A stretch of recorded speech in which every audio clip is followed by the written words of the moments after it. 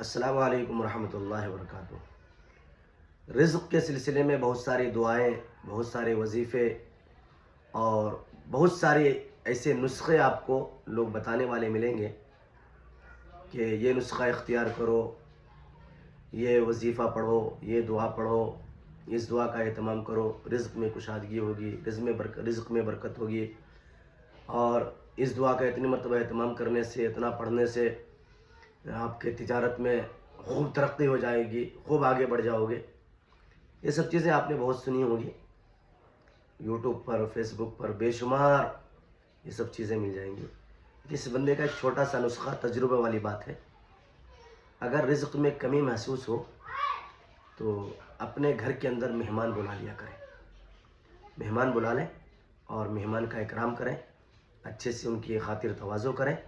اور پھر دیکھیں اللہ کیسے رزق میں برکت